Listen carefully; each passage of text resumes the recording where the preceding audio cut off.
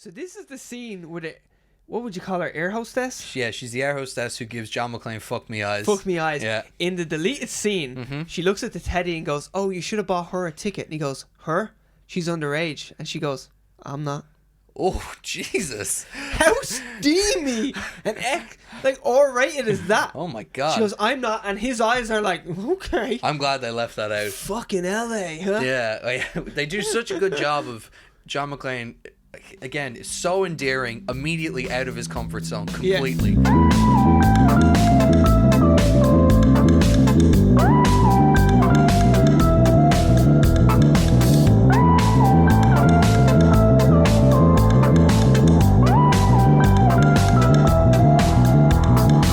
Hello, ladies and gentlemen, and welcome to episode 31 of Straight to Series.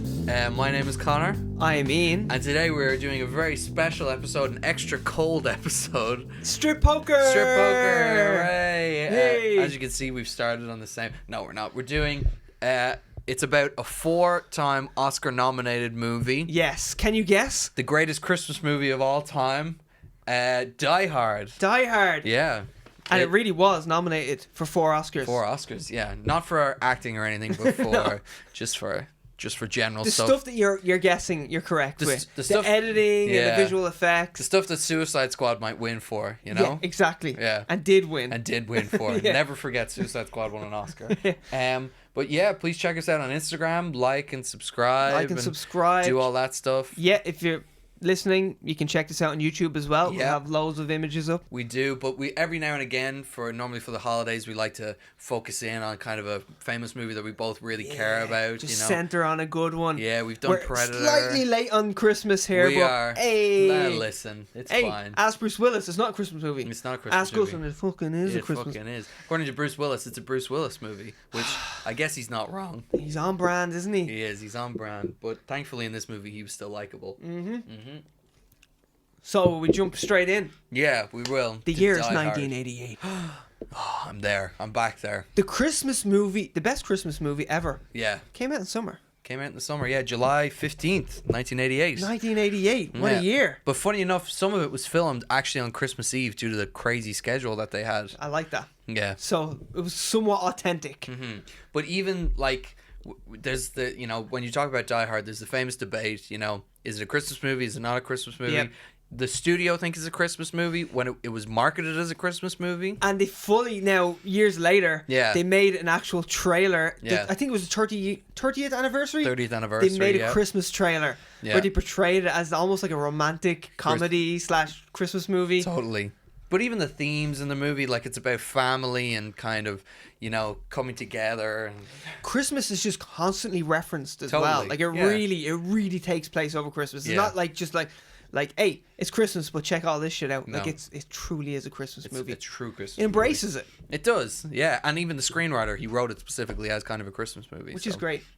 A lot going for it in that department. Can we throw the subtitles on? Because we actually have it playing. Yeah. We when we do this stuff, we normally put the movie on. I love the irony though that my favorite Christmas movie came out in summer. Yeah, it is pretty I cool. only realized that when we were doing research for it. I was like, oh yeah, it didn't come out in December. It was a summer blockbuster. Yeah. It made like 86 million at the box office. That was in America. In America. It made 140 though worldwide. Oh, it made 141.5 million. Holy shit. On a 28 million budget. Which is very impressive. And 28 million in 1988 was a pretty decent budget. Like, it's quite hefty. Especially when you consider 5 million of that budget went to paying Bruce Willis. It's crazy. He made $5 million from this movie, a very controversial thing at the time. And was kind of like his first real proper movie. He did a few that some of them didn't do so well. No. He was on Moonlighting. Yeah, TV series. TV series that he won an Emmy for. A comedic TV series. Yeah, he was known as a comedic actor. So when they were putting this movie out, he was kind of a risk, and that was big time reflected in the posters. And yeah, 5 million. 5 million. I want that man's agent. Yeah, I know. However they worked that, it was just amazing. He was a genius. Yeah. But here's the thing, we can get into about the casting. That's one of the reasons why they were backed into a corner. Fox kind of needed this movie to happen now. Yeah.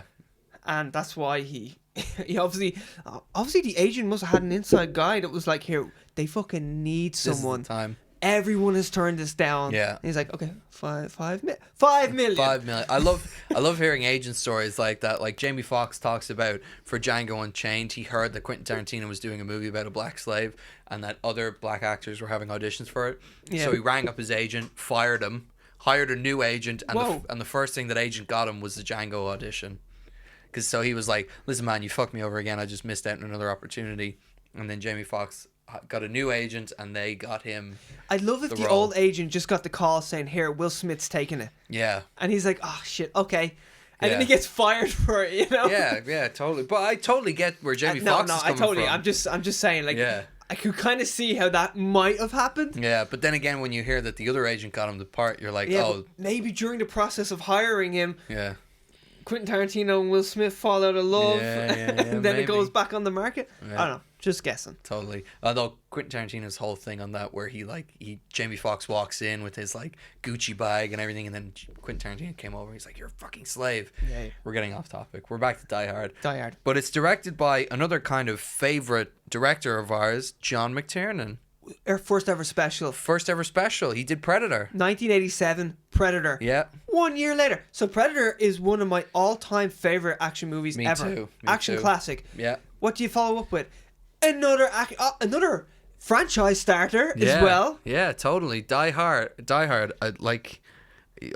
This guy is just knocking it out of the park back to back. His next movie after that, The Hunt for Red October. Yeah, another classic. He was on a roll. That's a trifecta of classic action movies. And that's kind of a franchise as well. It's Jack Ryan, technically speaking. And it was the first one. Yeah, first one. So it's definitely interesting. Very interesting. But this movie is it's technically takes place in the same universe. The books are written by what's the guy's name? Reginald Thorpe. And it's based on the book. Is it No Time to Die or something?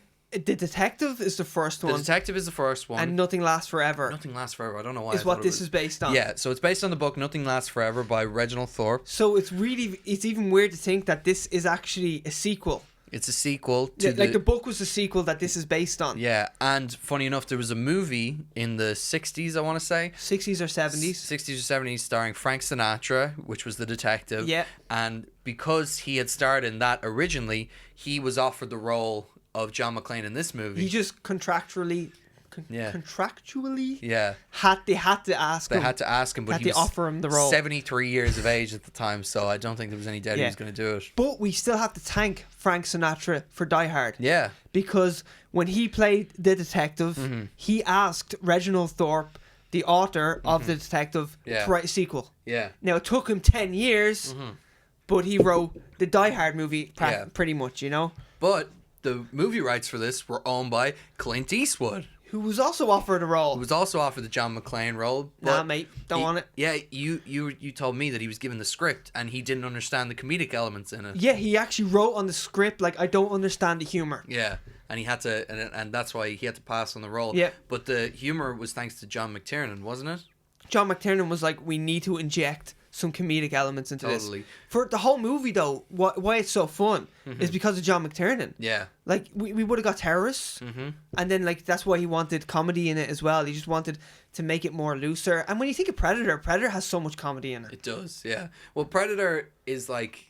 They do such a good job of capturing that these guys are action hero badasses. Oh, the machismo is through the roof. Totally, and if you want to learn all about that, you should watch our previous episode. You should check that out. That's a self-plug. Yeah. We're allowed that. Hell yeah, we're allowed that. Yeah. And that was one of the funnest episodes we've done. Totally. Researching that just blew my mind. Exactly. We had a very similar experience on this, though. Yeah, totally. All the fun stories that you get about this movie. But yeah, McTiernan's kind of fingerprints are all over this, making it better and everything. And you can see how he tried to change direction. Yeah. When it comes to Predator, it's all about the classic action hero, chiseled from marble, Mr. Olympia himself, Arnold Schwarzenegger.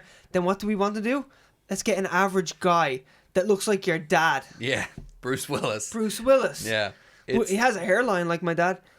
Yeah. Well, right at the moment he has no hairline. But back then he's lost it all. But yeah, back then he had it. But yeah, so McTiernan kind of they were originally terrorists. The characters in it in the book they are. I think it's set in an oil rig. in the book, I want to say. Is it? No, it's set. Is it set in a building? It's set in a building. It's set in a building. Over 3 days. Over 3 days, and he wants it down to 1 day to ramp up the tension. tension. Yeah, one whole night is. Yeah, he wants it to take place. His fingerprints are all over this movie, and it's why it's so good. That's what I love about this. In the book, the McClane character, the detective, is coming after his daughter. It's a different name, isn't it? At the time, it's a different name. I forget. It's something with an L. Yeah, I do. It's a worse name anyway. Yeah, John it's McClane. Definitely a worse name. But he's looking for his daughter. His daughter is the one captured, and you find out that his daughter is actually connected to the terrorist plot at the end. She falls from the roof at the end. Yeah. So they really kind of changed it up. Big time. Yeah. I just love how John McTiernan, though, had made the machismo gospel with Predator. Totally. And then he was like... Because Arnold Schwarzenegger was offered this role as well. Yeah, he was. And he turned it down. Yeah. We'll go into what movie he made instead. Actually, will we list the people now? Because we have to list sure. We've said a few now. Yeah. You Richard Gere, Sly Stallone, Burt Reynolds. They were all offered the role. Is there anyone else? We've mentioned Arnold, Clint Eastwood, Frank Sinatra. There's one like Harrison Ford is debatable. Yes, supposedly he was offered it as well, apparently, or at least he was in consideration for it. Yeah. Robert De Niro. Yeah, De Niro. That came up as well. He could kind of do the McClane thing, I would say. I think so. Back then, he's a bit too. He'd be older even back then, though, would he? Yeah. Maybe not. I don't know. I think he's a bit too gangster to play. Well, he plays a cop in Heat. Oh no, sorry, he's not the cop in Heat. Yeah, he's the opposite. The opposite. I don't know if he could do the. He's got authority about him, you know. That way, you're like, I'd listen to that guy. But that's the beauty about McClane. Like Bruce Willis is one. His version of McClane's it's perfect. It's just a normal guy. He's so likable. Yeah, one of the things that when they were figuring out the character, they came down to the thing that McClane kind of hates himself, but he's trying to get along in his life. You know, he's trying to do a bit better this time. He's not a great guy. No. Like at this, would he help them if his wife wasn't stuck in the middle of all this? I don't know. I don't know if he would. You feel like what I mean? You feel like he's a heroic guy. He's a cop, but it's only when the personal element is put in that he's forced to be a hero. Yeah, exactly. And I think that's one of the problems with the second and third. Like once it goes, it gets further away from just in the wrong place at the wrong time kind of thing. You're like, now he's just a legit action hero. I like when he's just he's an average cop who's just forced to save these people. I think if McTiernan did Die Hard with a Vengeance, and that was the second movie, and that's the one where we get Hans Gruber's brother and everything, it's again, he's kind of forced to be this hero again. Like, that's the only reason why he's injected into the movie. Yeah. John McClane is only there because Hans Gruber's brother wants to fuck with him. Like, literally, he's just like, I'll have some fun while I steal all this gold. Totally. And he says that in it. He admits that. He's just like, the opportunity was there, so why not fuck with him? Why wouldn't I fuck with him? He killed my brother. Yeah, he thinks this is some big terrorist plot when really I'm stealing all this gold and I'm just gonna fuck with John McClane and kill him. While I'm in town, I might as well fuck with John McClane. It's so good. Yeah. And I think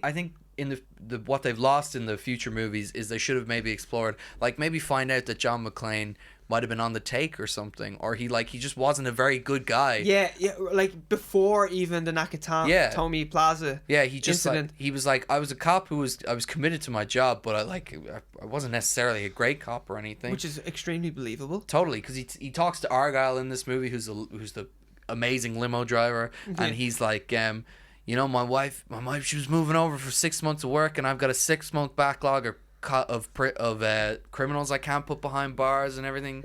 So, and speaking of Argyle and the limo, yeah, the little touches, like John McClane sits up front, because John McClane's never sat in a limo before, and he just respects, like he respects the guy who's bagging his groceries. You know what I mean? Like he's the guy who's like, I want to talk to this guy, so I'll sit up in front with him. Totally, yeah. Like he's in a taxi. Rather, limo, you're supposed to have your kind of private area at the back where you chill. Doesn't like any of that. Doesn't like the California lifestyle. They do such a good job of showing like he's really out of place. And then they endear you to him throughout the whole movie. Totally. And not in this some over-the-top action hero way. Like in the very first scene, he's coming off the plane and he's like, he doesn't look good flying, and the guy's trying to help him. But it's not like the A-Team, you know, when Mr. T, this badass, he's like, I ain't getting on no plane, fool, you know? He's like, nah, I just dripping of gold. Yeah, he's like, I'm just nauseous, you know, I don't like flying and everything. And then obviously that leads to the great aspect of the film where he takes his shoes off and he doesn't have shoes for the whole movie.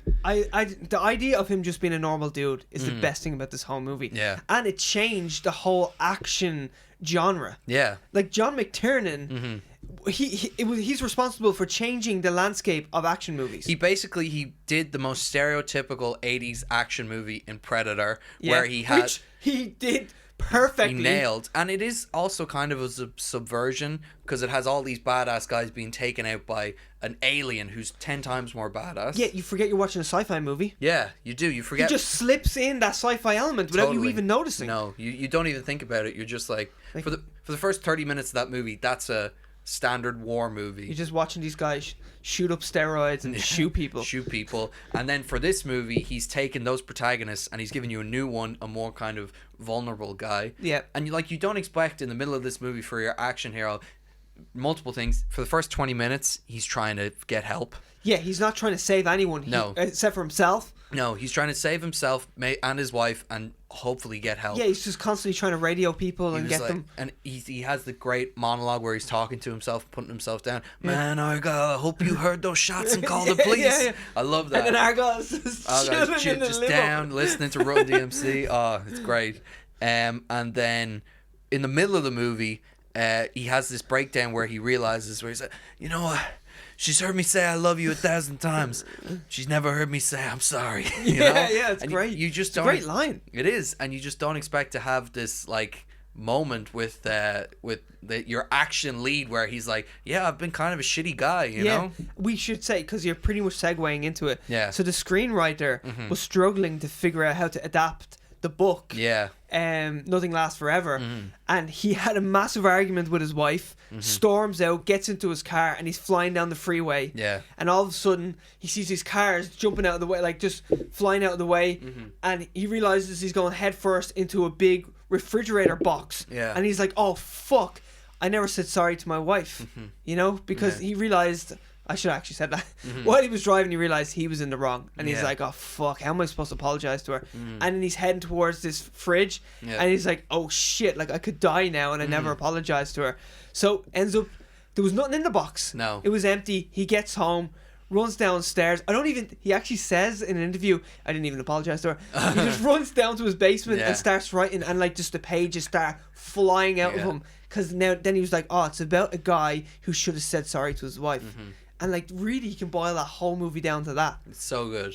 It's everything else that happens is supplementary to this main thing, and it's like you feel like John McClane. He's running off adrenaline and he's dealing with everyone and he's kind of trying to piece it together as he can. But in his mind, you feel like the whole time he's like, I never said sorry to her. I never said sorry. I need to get to her so I can say sorry. You know? But yeah, he's not even a great. He's there to fix his marriage. Yeah. And the minute he sees her, he kind of switches on the dick a bit as well. He just can't help it. Yeah.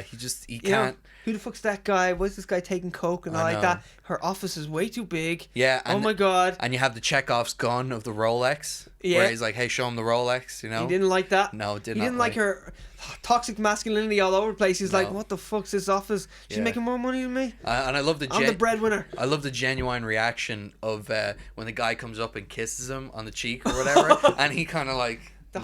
fucking Californians, you know? Little touch of homophobia. I know, it's so good. He's just such a good like New York, down to earth, everyman. Guy. And man, John McTiernan. Yeah. Oh, what was the thing? Was it the screenwriter or John McTiernan who said the top of the building needs to blow up? That's Joel Silver. Joel Silver, so Joel the Silver producer. is like a big time producer. Totally. I actually wrote down some of the movies he's made because Joel Silver's a big guy. I have the IMDb up here. I'll see if I can. Oh, here, have it. Excellent. So I just wrote down some of his big ones. Like Joel Silver did The Matrix. Yeah. He did Predator. He's the guy who got John McTiernan to do it after the RoboCop director. Yeah. Turned it down. Roadhouse. He did as well. He did Roadhouse. Yeah. Lethal Weapon. He did the whole Lethal Weapon franchise. He did The Nice Guys. I just wrote that down at the end. Joel Silver produced The Nice Guys. Great movie. And Joel Silver, when the screenwriter was when it got greenlit, the screenwriter said that the minute he came up with the idea of like it's a man who should have said sorry to his wife, it got greenlit 4 weeks after he went down to his basement and started writing that script. That's awesome. So he says, Joe Silver goes, okay, first things first, it's not going to be called Nothing Lasts Forever. Yeah. It's going to be called Die Hard. Yeah. And the screenwriter's like, yeah, okay, whatever. Yeah. And he goes, and by the way, top of the building needs to explode. This is a Joe Silver movie. Yeah. It needs to explode. And he's like, he actually said, like, I watched an interview with the screenwriter and he's like, how am I supposed to get the heroes up there on the top of the building? And he's like, how am I supposed to get him down? And he goes, I don't care. Yeah. Make it happen. I love that. And if anyone doesn't know who Joel Silver is, you've seen him. You've seen a parody of him. Yeah. Because Tom Cruise plays Les Grossman in Tropic Thunder. That horrible, fat, hairy knuckled dancing guy. Fat hands, and I want to dance. And I want to dance.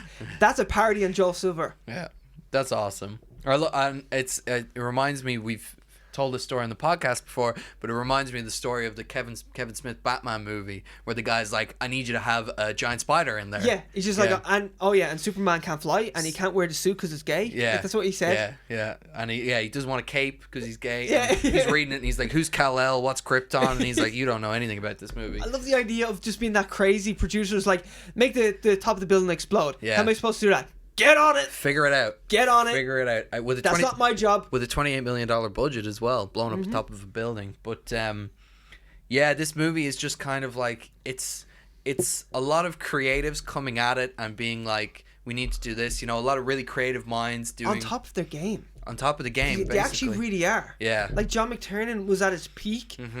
And so was like the cinematographer. Yeah. That guy went on to do great stuff. He did Total Recall. No, not Total Recall. Directed Speed.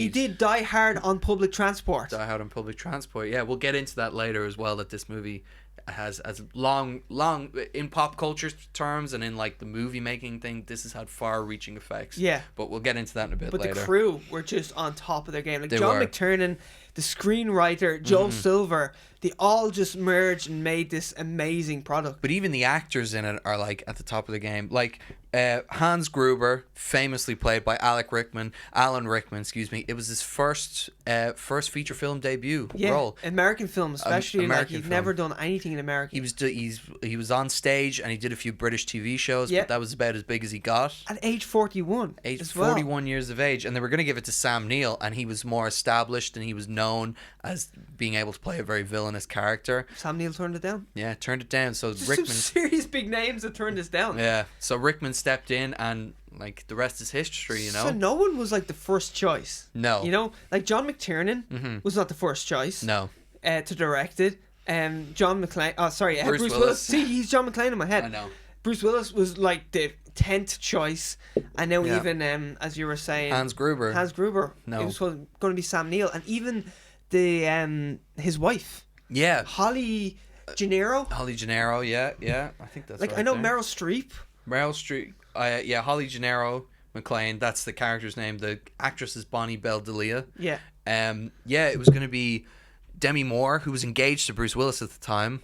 So it makes sense. She was on set a lot as well because Bruce Willis was there. Mel Streep, yeah, there was some other big names. There was loads of big names, but it was a heavily sought after role. Yeah. Because it wasn't really a damsel in distress kind of thing. Even though towards the end, there's definitely shades of that where like Hans Gruber has a gun up to her head. Yeah. But a lot of it is just about this strong woman who actually left her husband, went from New York to LA, got this big corporate job, 10 and times more successful. has got her 2 kids at home. Yeah. Like is kicking ass. And you know? she's the only one who gets to Hans Gruber throughout the whole movie. She's not even phased in No. it, you know. Like there's there's a little bit of I don't know. She's a little bit frightened, but she holds her own. She does. Sure, she punches that reporter at the end. Yeah, which is great. Gets his Yeah. comeuppance. One of the Johnsons. Yeah, there are multiple Johnsons. Harvey Johnson. Harvey Oh, Johnson. is Harvey Johnson not the news presenter? Ooh, I maybe think Harvey not. Johnson's the Let me news have a presenter. look.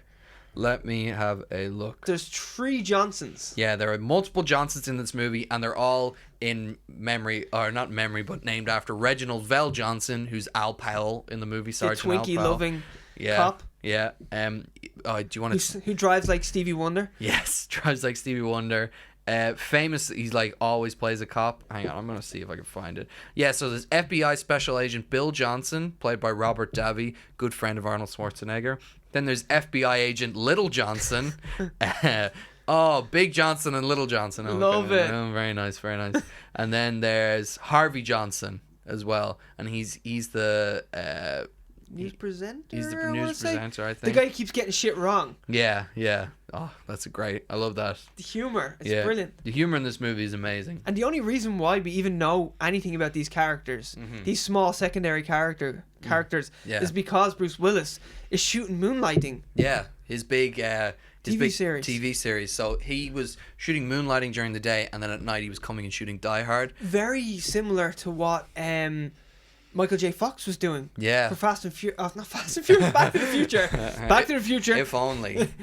No. Where he was doing the same thing. I think he was filming Spin City. Yeah, Spin City, and then he would come at night and he would shoot Back to the Future. He used to sleep in the back of the car. Yeah. He'd have a mattress in the back of the car. So like, Bruce Willis was doing the same, and that's why they expanded on all these small characters. And all these small characters got these special little moments. And that's why they have such good character arcs in this film, and you feel like you learn a lot about the characters and you're invested in them. You know way too much about the smaller characters. You really do. You never would know that. No, and it's just great, and it's nice that you spend so much time with them. Whereas John McClane's story, you see exactly as much of him as you need to, and he obviously like him the best by the end of it. But you still learn so much about everyone else, and that's kind of indicative of the whole movie, because they were building sets and not knowing what they were going to do with them. They were writing the movie while filming. Yeah. Completely. It was crazy. Like they were trying to figure shit out while doing the whole thing. I mean, there's the famous moment in the computer room in the movie where, Hans Gruber shoots the glass, because he knows John McClane has no shoes on and everything. And that they built that set and had no idea what they were going to do with it. I love how they were just building shit. Yeah. We'll use it. We'll use it somehow. We'll figure out some way. Yeah. And there's another famous one I can't think of at the moment. But that the ambulance doesn't fit in the truck at all. No, and it wasn't in the truck. No. There's a shot in the movie where you can see the back of the truck, no ambulance in there, and they're all getting out. So when the Germans pull up, it opens up and Hans and crew walk out, and you can clearly see there's no ambulance. Oh, it's crazy. And then later on, while still writing it, they were like, "Oh, I got it." Do you know where the screenwriter got that idea from? No, what from? He wrote, let me get this right. So he wrote a TV movie years ago that got aired like once or twice. No one had seen it. I think it was an adaptation of The Spirit. Yeah. The comic book. Yeah.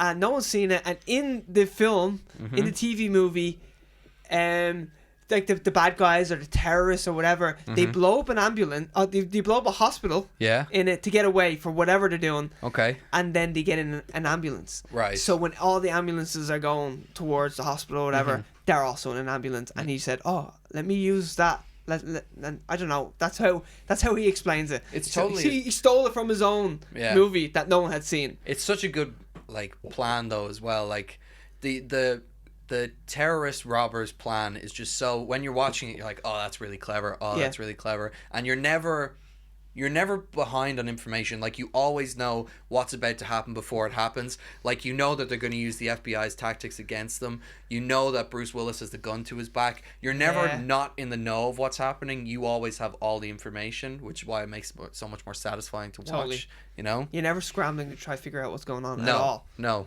And it's the worst thing about a movie, when you watch a movie and you're like, I know that I'm supposed to know what's going on. Yeah. It's not supposed to be mysterious, and I'm still not understanding it. Yeah, exactly. You always have all the information, which is nice.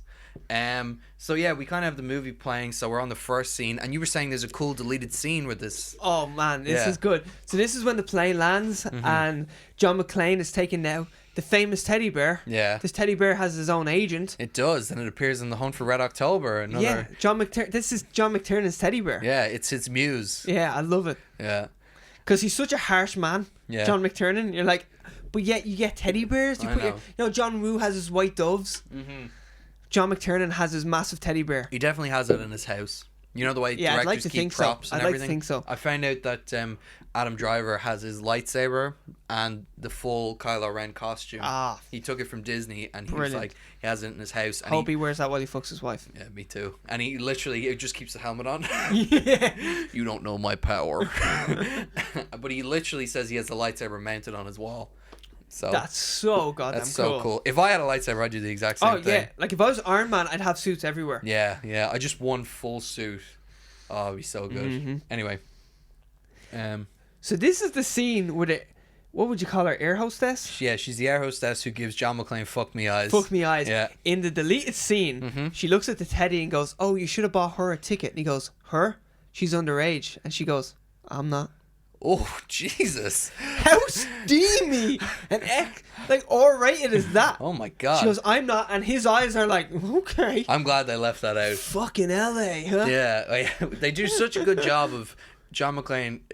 Again, so endearing, immediately out of his comfort zone, completely and utterly out of his comfort zone. But that was way too far. Because that makes him too handsome. Totally. And too good looking. So when I seen that outtake, I was like, I'm so glad they deleted that, even though it's so good at the same time. The movie acknowledges too much that John McClane is Bruce Willis' famous actor, you know? Yeah, totally. It steps over the line just that bit. Yeah. Did you know in this movie there are 3 Playboy Playmates? Damn, I was going to say that. She's about to jump in. She is. She's about to jump in. So they have one Playboy Playmate is at the airport, the one who jumps into the hands. An ass I always stared at when I was a kid. Totally. You don't get to see anything but her ass. Yeah, that's it. So that's probably why she was and fired. a lucky boyfriend. Yes, very lucky boyfriend. There's the... Oh, yeah. That's Lucy McClane? Lucy McClane. Who'd she go to school with?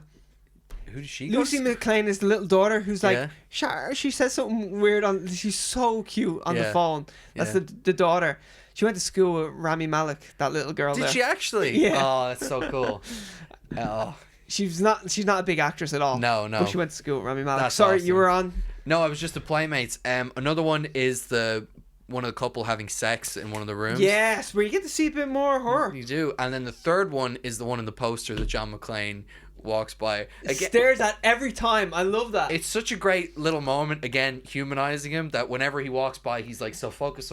Oh, boobs. And then he keeps going, you know? And then it's a I had this debate with my girlfriend. Yeah. I watched it with her when we were doing the research, and she was like, "That's kind of weird. He wouldn't do that." And I'm like, "That's the beauty of this movie. Yeah. He would do that. Yeah, he would do that. A better guy wouldn't. Yeah. A better guy is like, my mind is on the task. I need to save my wife, who I love deeply, and no, John McClane is like boobs. Yeah. But attractive woman boobs, on the wall. Keep going. Yeah. You know. But then he touches them at one stage. stage. Yeah, he says something like, "Oh, hey," or something like that. Okay. Either way, he acknowledges the poster. It's such a memorable landmark. You know where he is as well, because that's a very good point. You as the audience are like, "Oh yeah, that's that poster. Oh, okay, so now I know where he is and everything." And here she is. Yeah, here she is. Yeah, that was a famous. Buff that guy is. And you know what? That's the thing. It's John McClane, an ordinary looking man, taking on what would have been the action stars of the time, because all the guys he fights are big, buff dudes. Yep. They'd be part of a special forces team or something. Oh, totally. They all look like ex-military. Yeah, even that guy there who was meeting the girlfriend is like this huge, buff, ripped dude. Much bigger than John McClane. Yeah. And that's why I think it's great that they took out that scene of the air hostess. Like the fuck me eyes, okay. Yeah. But like to actually go that far means like he's an absolute dime piece of a man. Yeah. Which he's not supposed to be. No. Not the character anyway. Bruce Willis in the 80s, very handsome man. Of course, yeah. That's why he's in this movie. Yeah. But you don't want that. No. You don't want the acknowledgement of that. And then that he puts the teddy in the back seat like it's the trunk or something. Yeah, I know. It's so good. It's very good. It's and the fact that, he's being picked up by a limo driver. Who looks like 12. Yeah, who looks 12 years old. No one's coming to meet him at the airport, and he looks kind of, when he's looking at the young couple, he's like, "Oh man, I remember those days." It also kind of feels like the wife's flexing, even though I'm not sure if she even had anything to do with this or if this was her boss. But either way, he's kind of going, "Fuck, she's doing really well." Yeah, she's doing really well. I just love that the whole thing, and sorry, we should say Nakatomi Plaza. We just seen it for the first time. It's the actual Fox building, isn't it? Fox Plaza. Fox Plaza, yeah. And I think they were searching for a place to film this, and they're like, "Who would allow us to do this? We need like some sort of big tower." It was right in their doorstep. Right in their doorstep. It was their doorstep. Yeah. And did you hear about all the trouble designing the logo for Nakatomi Plaza? No. The initial logo they thought looked too much like a swastika. Okay. So they had to switch it up and make it more.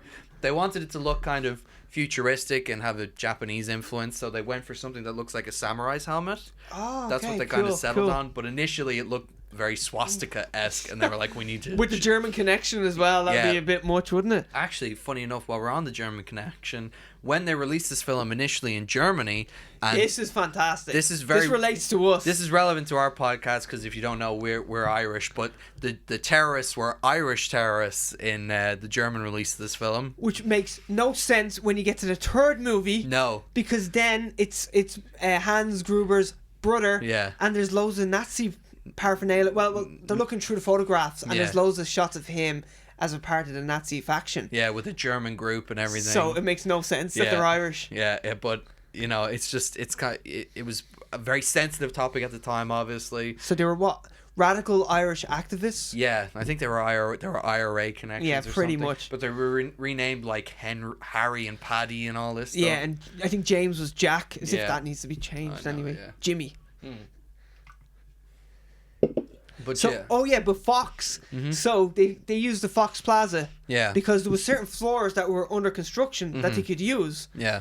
and they actually charged themselves rent. Really?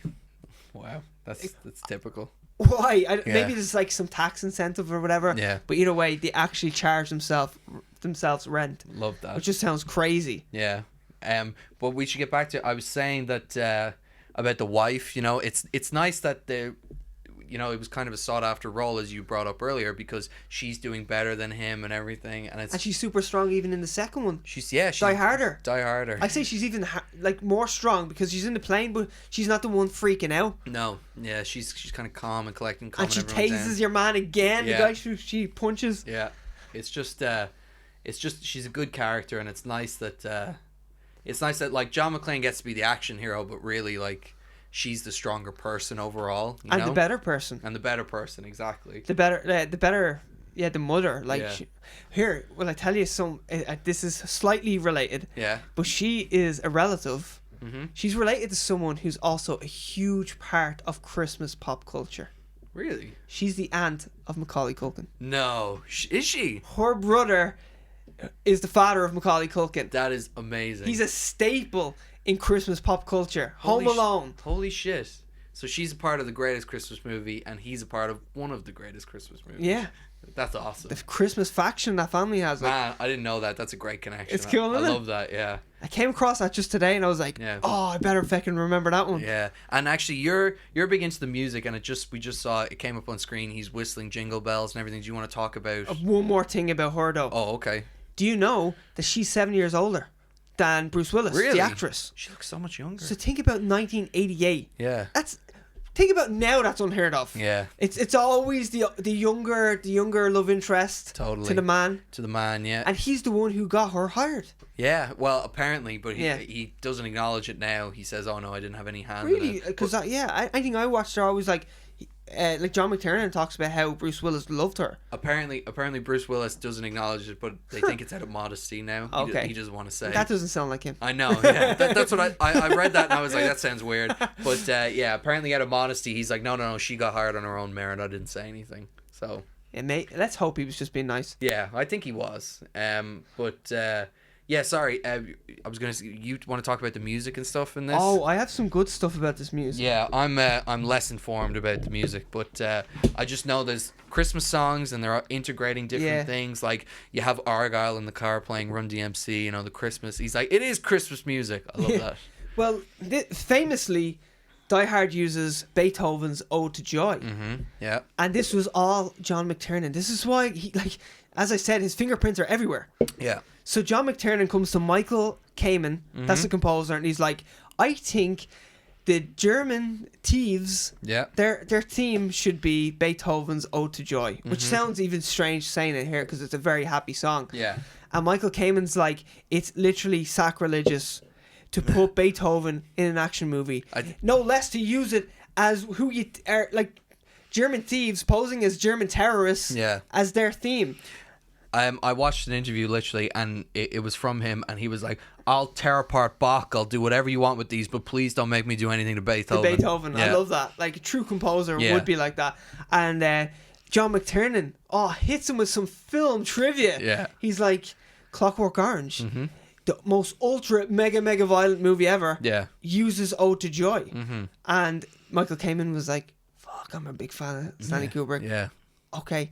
And then, now I actually haven't heard this, but maybe I just wasn't listening out for it. Yeah. But there's a super famous scene in Clockwork Orange where the lead character and his goons, his mates, are beating up a couple. Yeah. And he's singing in the Rain. And there's elements of Singing in the Rain in the composition as well. And Winter Wonderland's in it as well. Walking in a Winter Wonderland. Yeah.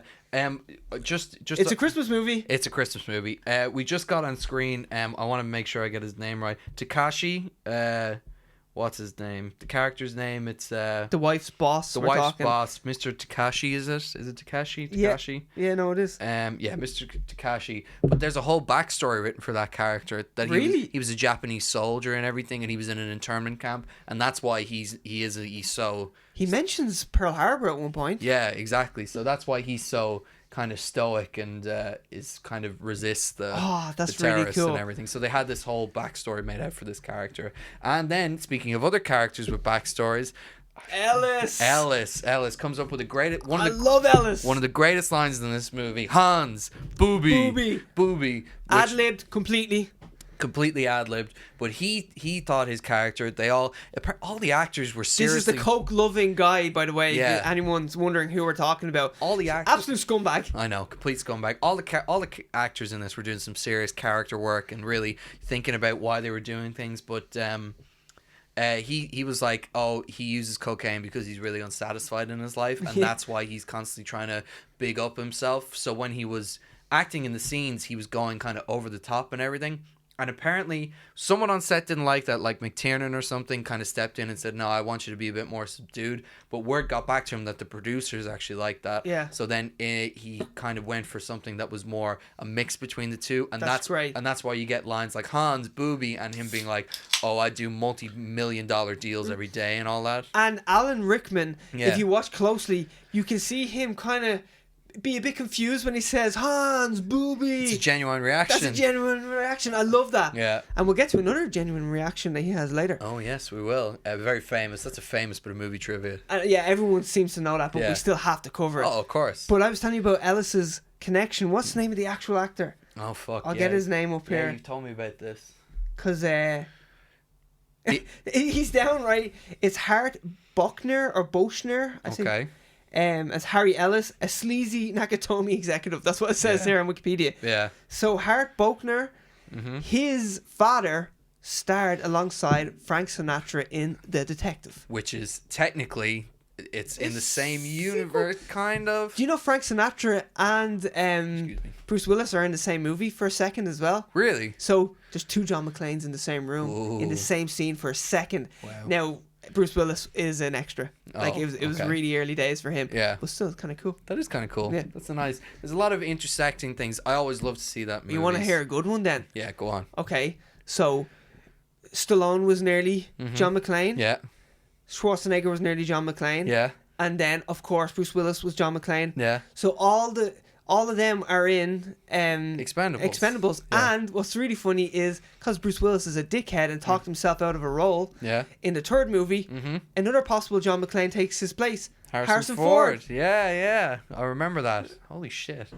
There's so many people in those Expendable movies. So many John McClanes. I know. I watched them and I've watched all three of them and I'm like, these aren't good, but I do enjoy them in some way. This third one though, kind of. It's really bad. Yeah, it doesn't do what the others do. It just doesn't embrace the old school R-rated action. That's the only good thing is that like the first one is super R-rated and there's people being cut in half and you're like, man, that's awesome. Have you heard Terry Crews talk about that movie?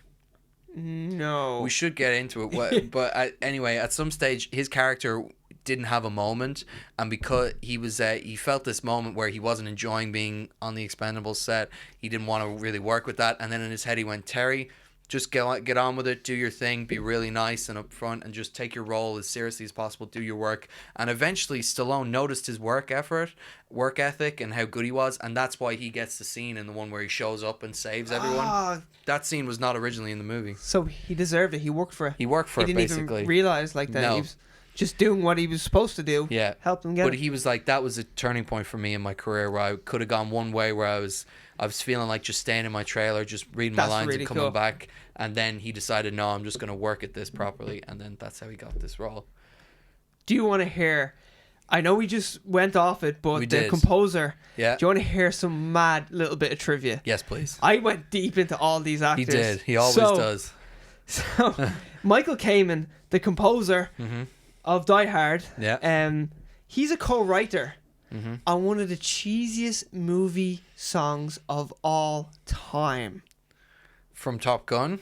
No. Oh. Cheesy, kind of bad. Okay. Canada officially apologized for this artist. Oh, Canada apologized? Officially apologized in a South Park episode. So Yes.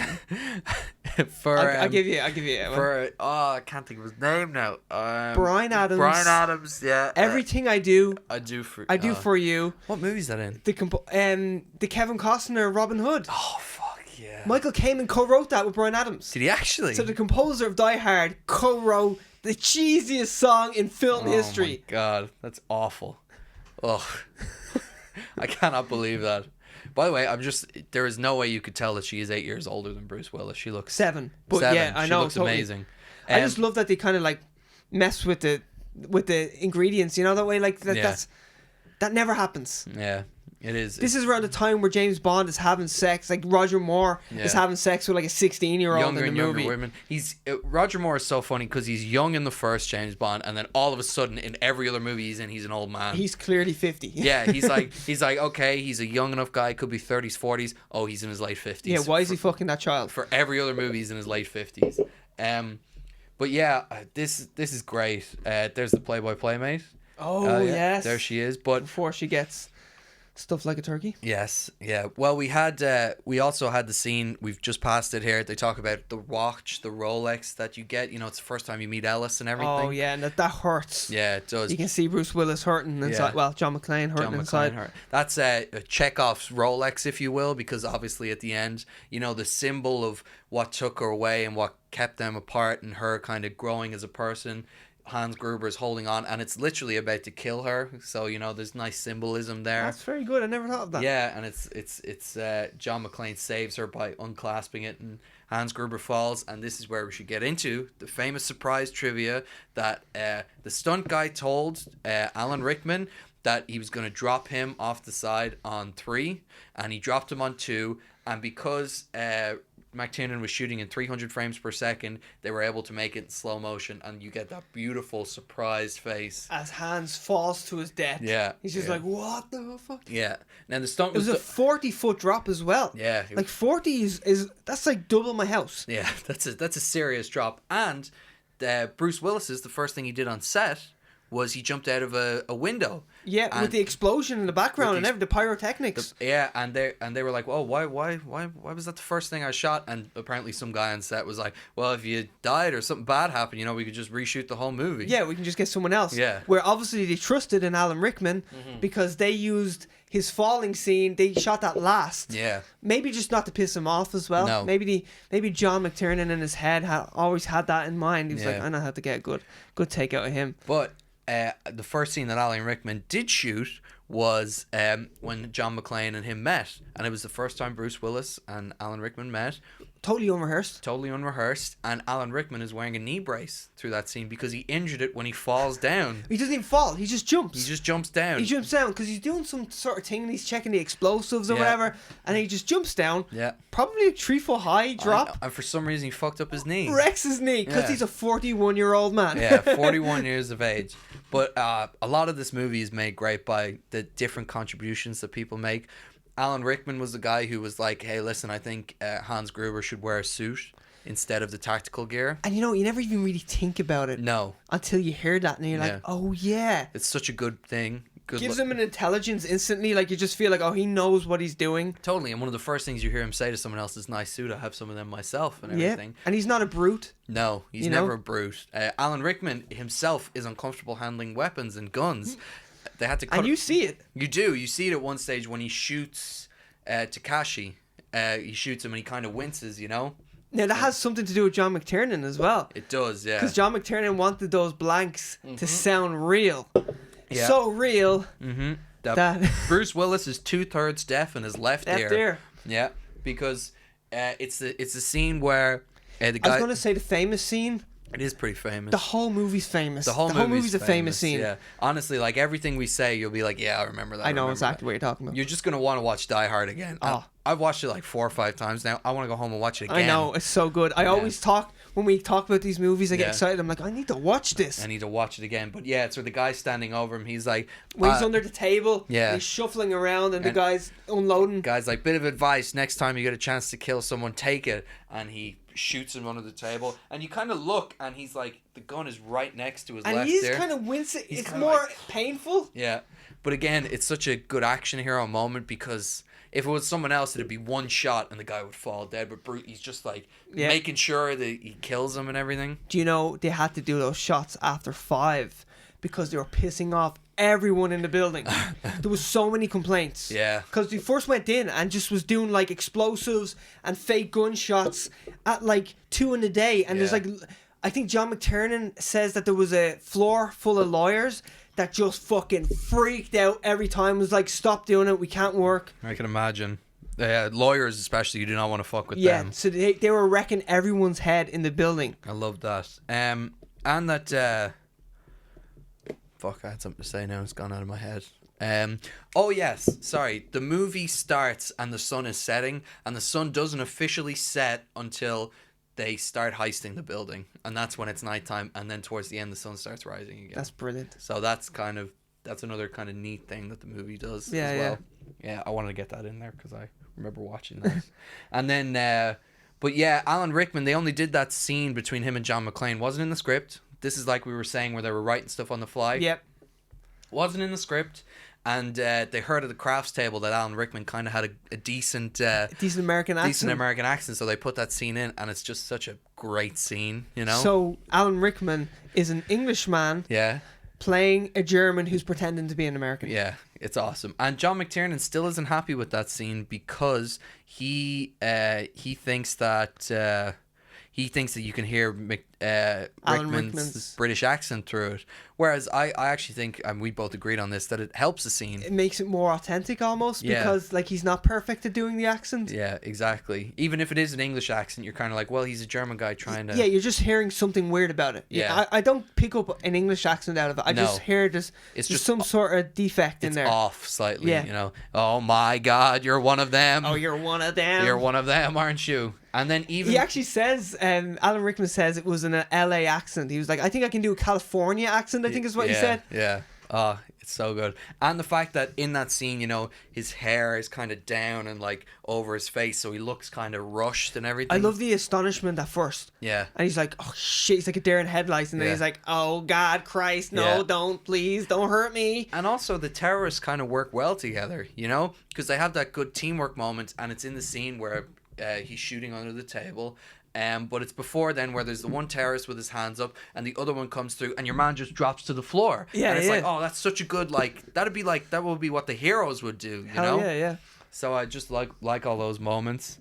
And then there's obviously Theo, who's the hacker guy.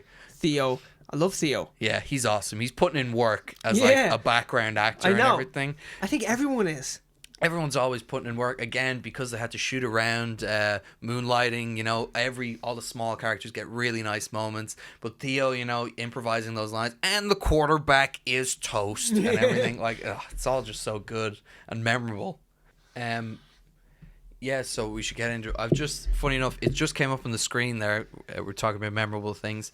The suit thing isn't one of the first things he brings up. It's a bit in. It's when he's looking for Takashi. Takagi that he brings it up. But a famous scene is when they're in the elevator. That's when he mentions the suits and everything. And then when he's coming through, he quotes Plutarch. I believe it's Plutarch.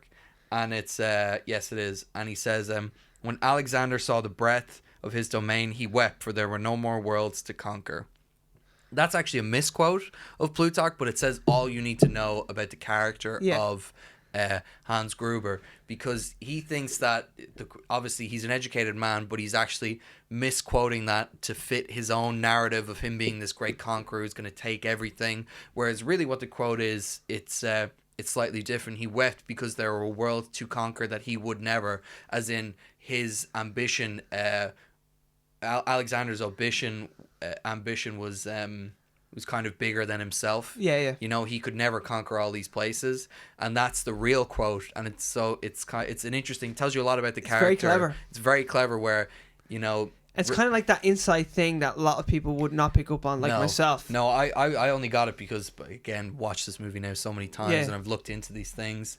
But yeah, and then the fact that we've just had the moment where he's talking to Takashi, and he thinks that they're all terrorists and they're just looking to stir things up, and then you find out that they're thieves looking to rob $640 million in bearer bonds. Yeah, as I seen John McTiernan puts it, they're thieves looking for monetary gain. Yeah. Just very simple. Very simple. I love that when you're like, there's a certain amount of money where you're like, man, that's far too much money. Yeah. But then you're listening to 640, you're like, holy shit, that's a lot of money. Mm-hmm. But for some reason that makes sense as an amount of money they would have, you know what I mean? Yeah, but it goes a little too far in Die Hard 3. Yeah. Where it's billions and multiple billions when they steal all the gold. You're like, like, holy shit. They're pretty much saying the American economy is going to flatline because of all the gold that he stole.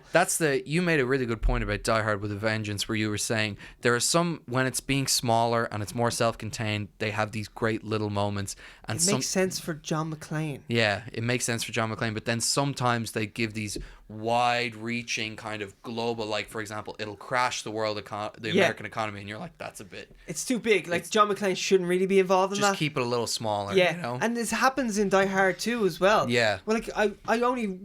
After watching this, I was like straight into Die Hard 2. I was like, I have to watch Die Hard 2. Yeah. And then I see he's on a snowmobile and he's shooting, and I'm like, that's not John McClane. He's being too skilled and talented all of a sudden. And then he's on a helicopter and he's getting onto a moving plane, and I'm like, that's not the John McClane that I love. John McClane that I love barely escapes. Yeah. You know? All the time. And barely survives. Even in fighting, he's not too skilled either. No. And it's all just pure aggression and blunt force. When you're watching these fight scenes, you're like, oh, this doesn't look choreographed. That's the best thing you can say about it, you know? Do you know what I also hate about Die Hard 2? What? Is when it starts, he seems like a good guy. Yeah. He's even got this sweater on that makes it... He looks so much more together. Yeah. And I don't like it. No. I like this type of John McClane spilling out over the edges. Totally. I mean, you can show him like a slight improvement, but yeah, of course. Like this doesn't. It's not going to completely change who he is. You know, an experience like this. What I also like is the characters of Carl and Tony Vreska. Yeah. Right? He kills Carl early on in the movie and creates this. Yeah. We actually got a Pop Funko for anyone who's listening. There you are. And then John McClane and the Hans Gruber Pop Funkos, who are opposed to each other. You know, if you notice that's a nice touch in the Funko figures. Very nice. But yeah, you were talking about the goons. Yeah, so the Carl and Tony Vreska, he kills Carl, and not only kills him, but in such a mocking way that he creates this like arch rival that he doesn't even know about. He doesn't even know. He has no clue. He's no clue that he's created this guy who's out for revenge in such a pure fashion. Is just pissed off through the whole movie. Yeah. Like, he just gets... Anytime you don't get him, he's so pissed. Sure, he flips the table at one point. Yeah, exactly. And, like, McClane never knows what he's actually done to this guy. And I just love that aspect of it. Yeah. That, like, he's only barely informed on what's going on. He's writing the names on the arm and everything. And what's great is, like, the film builds the tension for us without McClane having any idea. Totally. Because you're like, oh my God, Carl's going to fucking kill him. Yeah. And Carl is... an ex-Russian ballerina, by the way, and he's huge. Yeah, he is, and he defected from the Soviet Union in real life. The actor who plays him, and as you said, unfortunately died of alcohol poisoning 7 years later. Apparently, the guy from this movie. Apparently this guy was like a heavy drinker. The actor who played him. So at the age of 45, he died. Yeah, it's madness. It is madness. Where he looks so much healthier than Bruce Willis in this movie. Yeah, and Bruce Willis is smoking and everything. Yeah, that's another great moment. Like. In Predator, you know, Arnie smokes these big cigars and everything, whereas John McClane, he's like just having one cigarette, and you're like, oh, this is kind of a nice moment where he's a human guy, you know. Totally. Yeah. With his vices. Yeah, he has his vices. Yeah, this is just a great movie Oh, overall. it's so good. Uh, Do you want to know about John McTiernan? I do. I would love to know about John McTiernan. You told me that John McTiernan went to prison, and I was not told why. So there's a reason why we've been harping on about how great John McTiernan is Yeah. and how heavily influenced this movie is because of that man. Yeah. He hasn't made a movie in like 20 years. Okay. There's reasons why. Not 20 years, but around, at least 10. Okay. And he might not make another movie again. Right. John McTiernan went to prison for making a bad movie. Rollerball. Let me just set this up, right? So John McTiernan, 87 Predator, 88 Die Hard, 1990 The Hunt for the Red October, 1993 The Last Action Hero. Oh my God! What a movie! What a misunderstood movie at the time. Yeah. Classic. Then 1995 Die Hard 3. Like, this guy is on an Uber roll. He is. So fast forward to 2002, he's making Rollerball. Everything bad about this movie is because of John McTiernan. Oh, no. It's the opposite of Die Hard. Yeah. So, 2002, LL Cool J is like the lead in this movie. That says it all. And it's supposed to be this movie about extreme roller derbying. It's like extreme rollerblading. It's like a roller derby thing where they're fighting with weapons and shit like that. Yeah. And it was a remake of a 1975 movie, and it was all about social commentary. John McTiernan walks in and he's like, "Fuck the social commentary. It needs to be about extreme rollerblading. Okay. It needs to be about the silly action." So he gets rid of all like these like deeper ideas and all like that, Yeah. and he just focuses heavily on that. He gets a bit paranoid. Oh. Because John McTiernan does whatever the fuck he wants. So there's this big time producer called Charles Roven. You might recognize his name from like Batman versus Superman. Oh, right. Like he's still chugging away. Yeah. And Charles Roven was kind of against some of these terrible moves that John McTiernan was doing. And John McTiernan gets paranoid.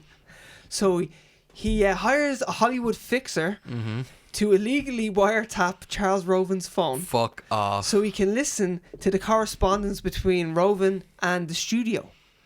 Because he has a feeling that like Roven's trying to change his product, you know? Oh shit. So he gets caught. And the FBI get involved. And officially he went to prison for lying to the FBI. That's what I could find. So like it's like for giving false statements to the FBI, which is a big no-no. Yeah. So obviously they proved that he did do this. So he went to prison for 10 months, and then he had to spend 2 months under house arrest, filed for bankruptcy while he was in prison. Holy shit. All because he illegally wiretapped this producer's phone. What a fall from grace. Holy shit. So he really is that madman who will do whatever the fuck he wants. Yeah. And then what's even worse is he might be going back to prison because while they were investigating this, they figured out that he had done this to his ex-wife while they were going through a divorce. Oh no. So he was like listening in to the conversations between her and her lawyer.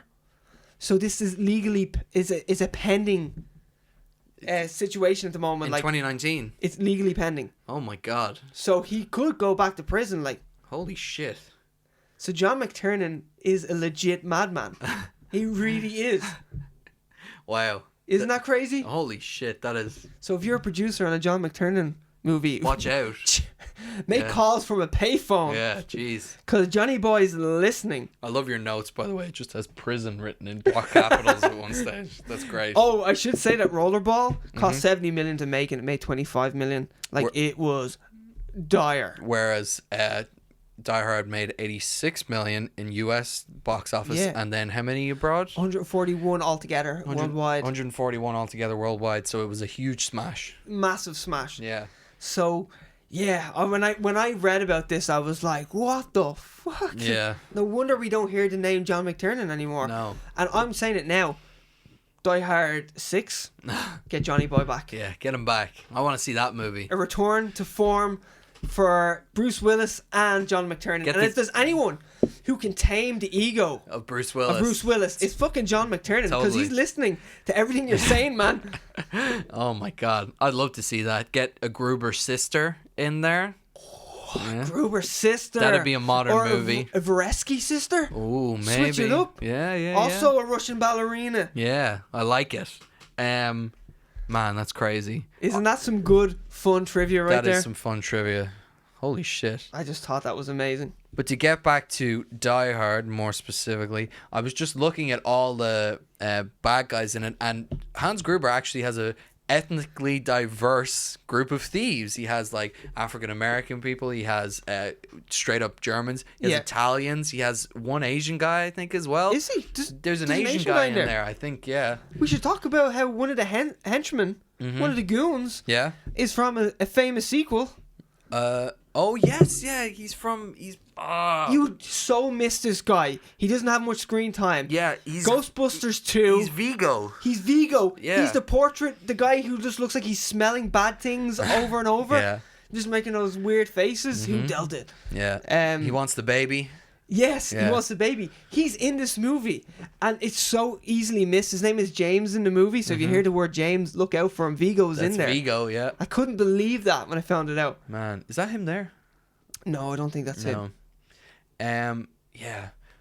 Holy shit. Yeah, you pointed that out to me, and I was like, oh man, what a great connection. Especially because we've been talking a lot about Ghostbusters.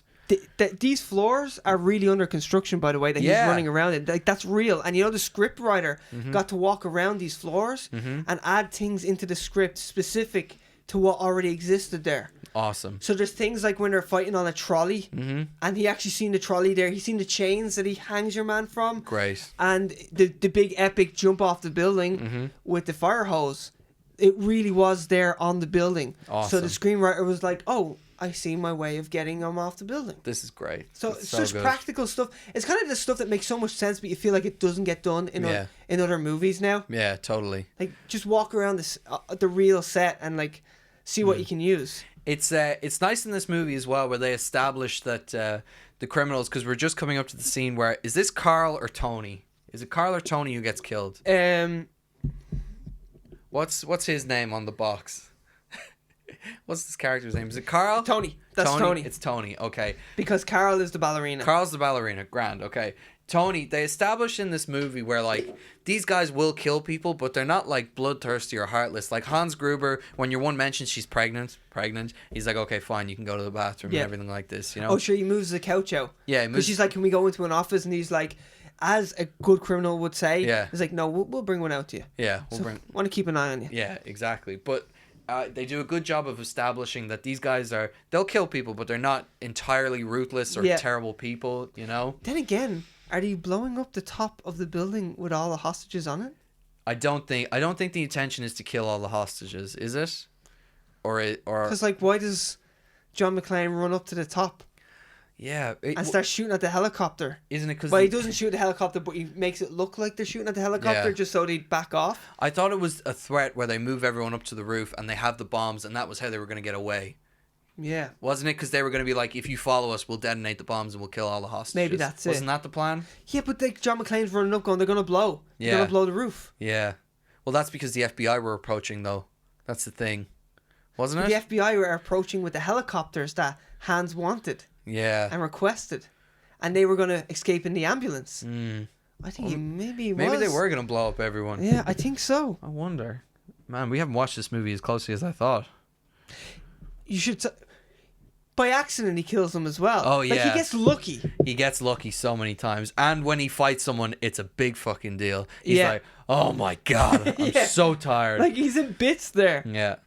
The idea of having him barefoot is genius. So good. And again, the writing the names in the arm, and then you know, in the scene where he drops from the elevator down to the thing, the stuntman was meant to catch the first one, and they just missed it, and he caught the second one, but they just... No, he didn't even catch it. He just fell. He just fell, and it looked so good. Yeah, that they kept it in. That Johnny Boy was like, he got off his wiretap there for a second, and he was like, oh, that looks great. And I think it was like one of the stunt coordinators or the editor or whatever was saying, here, we could just do another shot where he grabs it, because it just looks so real, because it was real. Yeah. You know? It's so good. And, like... I love that the thing of him in the elevator, one of the most iconic like pictures of everything. You know, one of the most like him with the lighter in the elevator. Come out to the coast, have a few laughs. You know, not in the elevator, in the air duct. Air duct. Sorry, yeah. You know, it's so iconic. It makes me claustrophobic every time I see it as well. I feel uneasy when I see it. Yeah, and then he gets so filthy when he's walking around in it.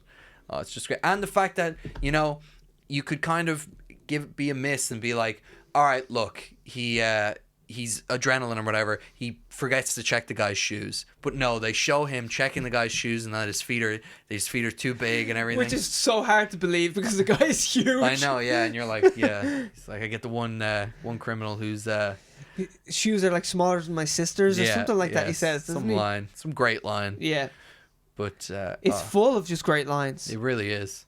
And it just feels so well thought out, It was the perfect time as well in Bruce Willis's career because he wanted to make the move to the big screen, but also he still has all those comedic sensibilities from his show. Oh, it's like the perfect movie for him.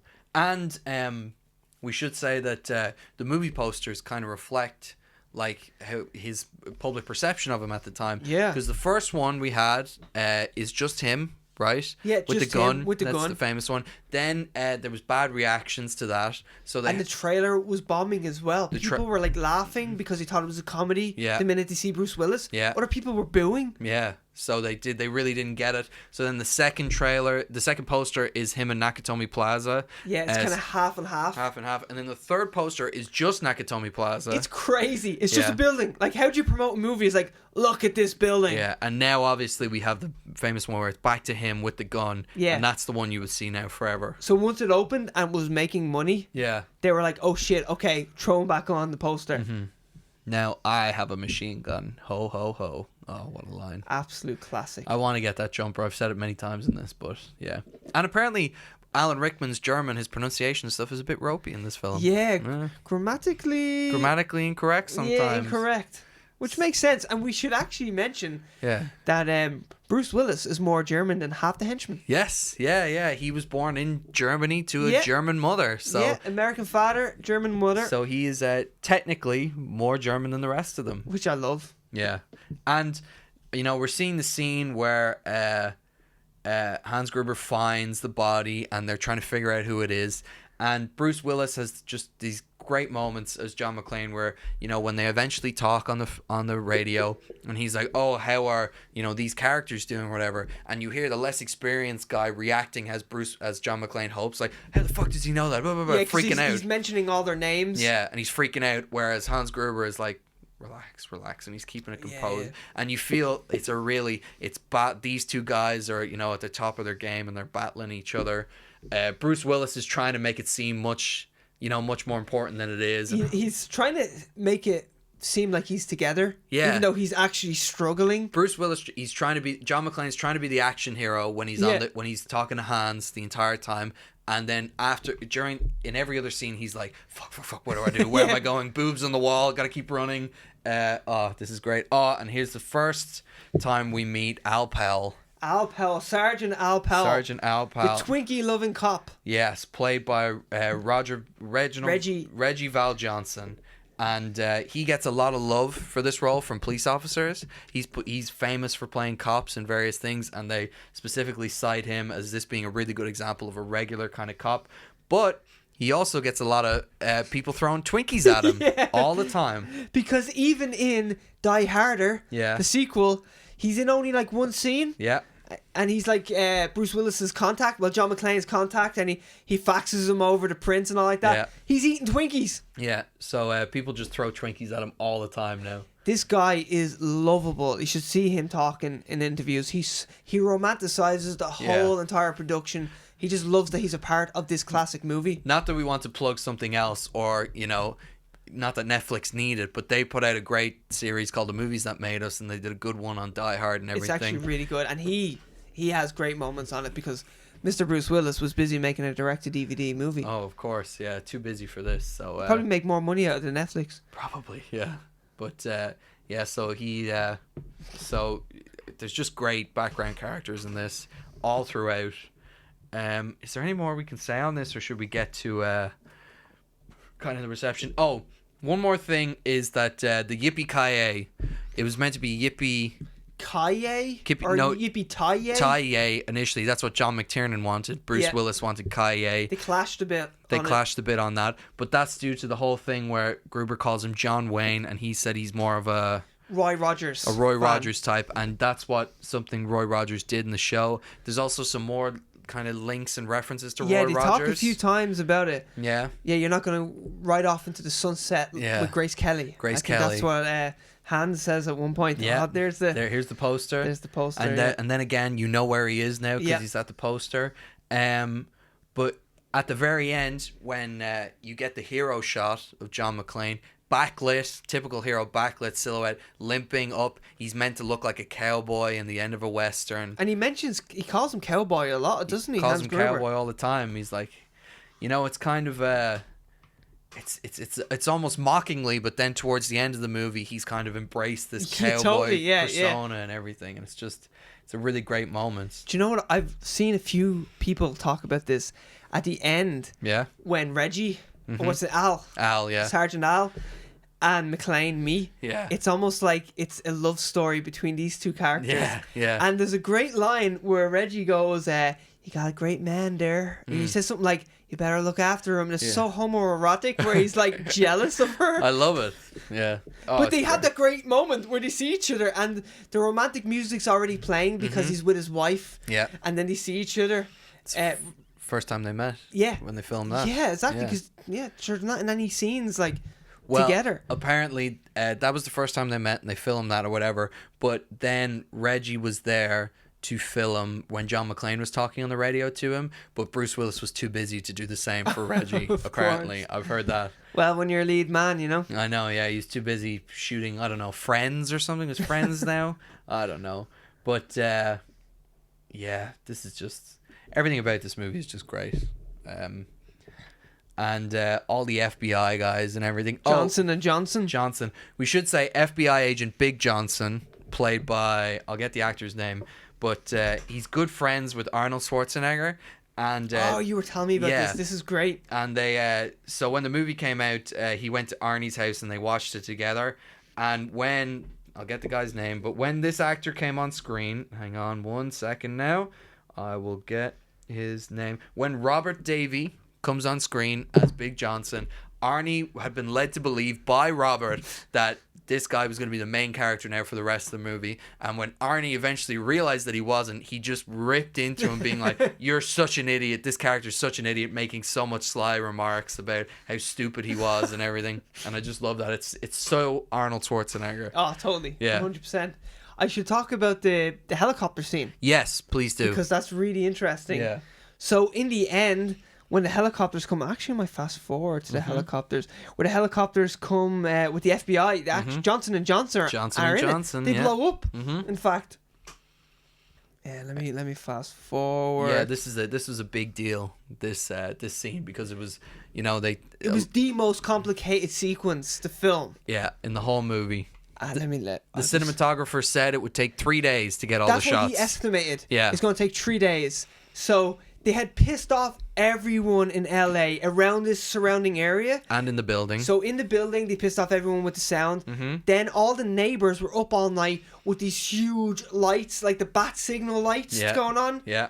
Because, of course, it's surrounded by police. Yeah. And they were doing little explosions everywhere. So the residents around this area hated the film production. Yeah. Like, they hated them.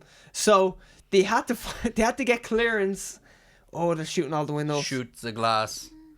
So they had to get clearance to fly these helicopters because they're really low. Yeah. That's why I wanted to actually get the scene, because once I read about this... The scene gets that much more intense. 1 second, where is it? It's coming up here now. Yeah, look, they're running upstairs now. Yeah.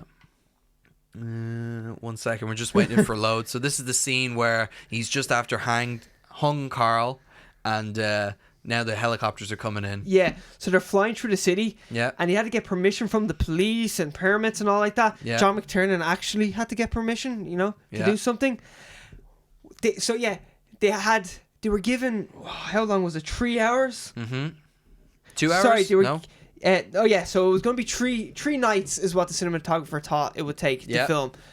The city granted them 2 hours to do the most complicated sequence of the entire movie. Yeah. So they actually set up 24 cameras from the rooftop of the Nakatomi Plaza all the way through the city, and they had to do it in 2 hours.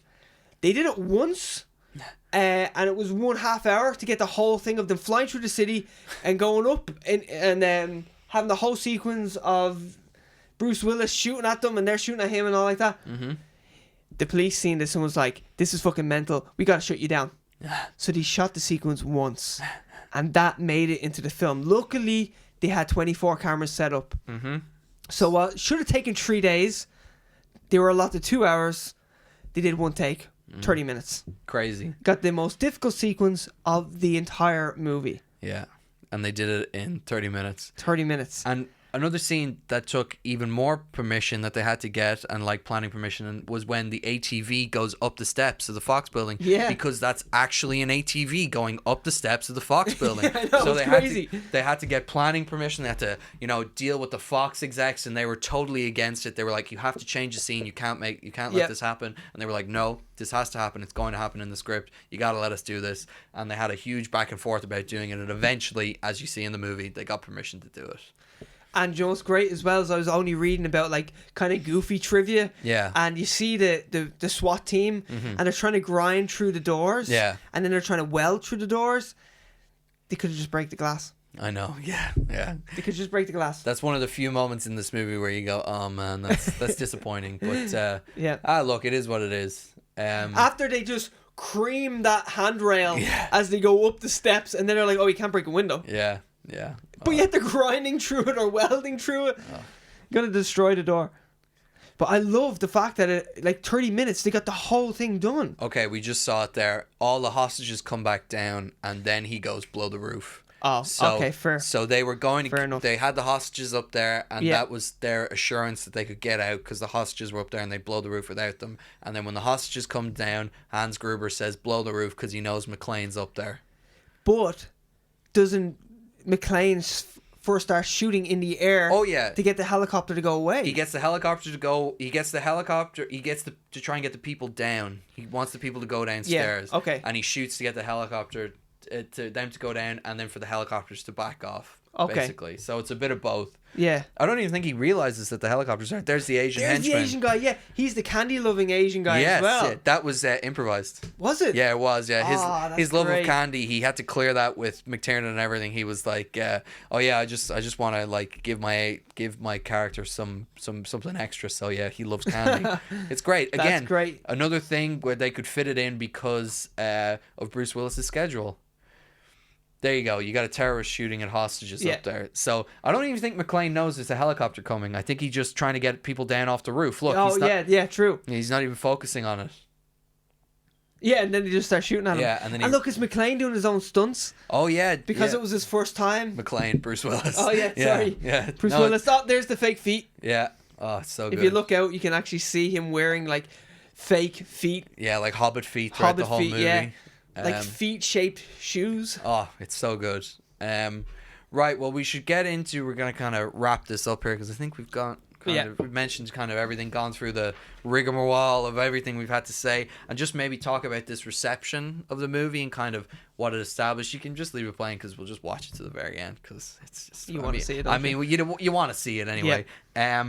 Roger Ebert, famous film critic. The most famous film critic. When you think of film critics, obviously a lot of people you think of now are like YouTube celebrities and magazines and things like that. But Roger Ebert in the time had a TV show. He was the critic you went to find out about a movie. Sure, his website is still up and running. Totally, yeah. But he gave it 2 stars. Gave Die Hard 2 stars, and now he was much more favourable of the sequels, and he liked them a lot more. But I think that's because he realised the backlash. I agree, and I don't think he wanted to go back and change his score but I think he realised he was wrong. Yeah.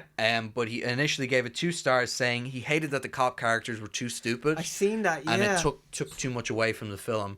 But and even on his show they had at the time, this was a hotly debated item. Like people would come on and they'd be debating this on it. So it was really famous that he didn't like it initially. That's a big thing. And it's weird that he didn't like the best one. Yeah. And then he preferred the ones that were not as critically acclaimed as this. This was critically acclaimed. Oh yeah. That's the thing. It not only was it like a box office like masterpiece, like a huge success in the box office. This was 100% critically acclaimed. People love this movie. I think it's the attention to detail is one of the reasons why you love it. The blood on the glass when he's kicking it because his feet are still bleeding. I love that. You know, it's just a little thing like that where you're like, man, that just makes everything so much better. And it's the time that it was in. Like when you think the Predator came out a year beforehand, that was the action film to emulate, really. Like, and it was a big box office success as well. Yeah, this is just everything that Predator isn't. Totally. And it works so well. And when John McClane nearly goes off the edge there, he looks like he's about to vomit afterwards because he was like, holy shit, that was the closest I've come to dying. The screenwriter talks about that and he's like, that's the classic good news, bad news. Yeah. He's like, bad news is building's about to explode. Yeah. Good news is I can use the hose to get down. Bad news is when I go down, I can't break the window. Good news is I have a gun. Yeah. Shoots through. Yeah. And then he's like, bad news is now the part of the hose is falling. Good news is I'm smart enough to untie myself. Oh man. So he's saying like it's just a classic like good news, bad news, good news, bad news. I like that. It's quite simple. I've never heard of that screenwriting thing. That's really good. And there's the miniature. Yes, the miniature, which looks really good. Like when you see it by itself, it doesn't look great. So the top of the building when it explodes is a complete miniature. Now, when you say miniature, I always just envision something tiny. Yeah. This is huge. Something that Stuart Little lives in. Yeah, I know. Yeah, like a birdhouse. Totally. But this is huge. Yeah. But the miniature, Joe Silver, who we talked about before, who's parodied in Tropic Thunder. Yeah. He scared people. He does. And the miniature crew that made the building and blew it up, they had to send him the shot. And he okayed it, but they were so afraid. They were worried he wouldn't. That he would just be screaming down the phone. But instead, they actually got him going, that looks great. And it really does. Once you slow it down, because that was the thing, they just slowed it down. Yeah. And then the top of the building exploding looks great. Like that helicopter is a miniature. Yeah. It looks so good, though. Yeah. All that looks great. And then that he dives in the water. And there's a significance of that water. It's based on... I don't know the exact trivia some on architect, isn't it? It's based on this famous architectural... I think it's a Japanese thing. But it's obviously a replica. And I think that's in the actual Fox building. I could be wrong. Oh, yeah? I could be wrong about that. It's a replica of it. But in the lore of the film, they've actually taken a part of it and brought it into there. So it's actually a part of the original installation that it's based on. Okay. And the Nakatomi people have taken it and placed it there. Cool. So that's the lore of it in the movie and kind of the outside of the movie, basically, where it comes from. But yeah, the last thing I wanted to touch on, really, and I think that's it for this episode, is that this started the Die Hard genre, you know? They made a genre. They made a whole genre, and it's, you know... By accident, really. Totally. By going against what a lot of the action movies in Hollywood were doing, they made a whole new genre of action movie, which is the Die Hard. So Speed, which was then directed by the cinematographer of this movie, is Die Hard on a bus. On a bus. And the whole thing is like it's an average guy. All the odds are against him. Average guy, kind of. Outnumbered. Yeah. Yeah, you know, trying to solve everything. So then there's like Die Hard on a plane. Die Hard on a plane. There's the Die Hard in the White House by 2. Yeah, with White House Down and Olympus Has Fallen. Olympus Has Fallen. And I like how White House Down acknowledges how closely it's pretty much duplicates Channing this Tatum movie. runs around in a wife beater like the two of us are modelling right now. Yeah, well, Ian's modelling and I'm putting it to shame, basically. Yeah, and then there's like all these other ones. You were saying that the producer, was it Joel Silva? Some guy once pitched him Die Hard in a building, and he was like, it was a screenwriter. A screenwriter. Yeah, the screenwriter was like, oh, how about we do Die Hard in a building? And he's like, isn't that... That's Die Hard. That's just Die Hard. I wrote that. I was there. I don't know if you know this. I was a part of that, so I would know if that's happening. And there it is, the hero shot. John McClane looking like a cowboy. Yeah. Limping like a cowboy. It's brilliant. And he's just shattered by the end of this movie. That's another thing you love. You feel like he could not do anything else that day. You know, right at the end of this movie, there's just go back to the music for 1 second. Mm-hmm. So Michael Kamen, like all the music he composed, John McTiernan didn't like what he had for the ending. So the last 4 minutes are from 2 other Fox movies. Really? From Aliens and from Man on Fire, the original. I did hear that. Sorry. Not the Denzel Washington one. Yeah. Oh, that's awesome. So those are taken from that. other Fox movies. And what happened was they were temporary tracks that the editor put in just for the ending, just to give you a rough idea of what the music should sound like. And John McTiernan was like, do you know what? Actually, what Michael Kamen did, I don't really like it. We'll just leave that in. I love it. So it's temporary music, but it ended up just being in it. So if you hear Aliens at the end of it, that's if just James Horner, like, it's a famous composition. Totally. Which I just think is really clever. Oh, it's just John McTiernan again, just doing whatever the fuck he wants. Yeah. He's like, you know, I don't like it. I'll just use what's there. I love it. And that is a great note to end on.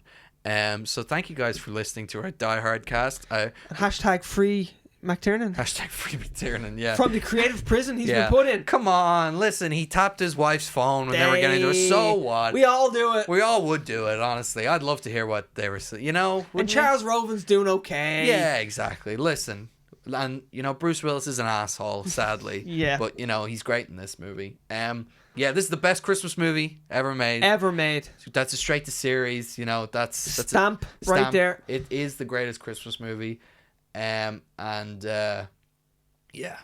just thank you guys for listening. Yeah, thanks. We hope you enjoyed this as much as we enjoyed making it, and that you. I hope you learned something about the movie, because I sure did while researching. I learned so much, and you know, it's a statement. Whenever we do this, we seem to have a good job of picking movies that even after we've done all this research and talked about it, we still want to go and watch again. Yeah, big time. So thank you guys for listening. Check us out on Instagram, Facebook, Twitter, everything, YouTube, all those places, SoundCloud. And yeah, thank you guys for listening, and we will see you next time in 2020. 2020, scary. A new year of straight to series. See you then. Bye.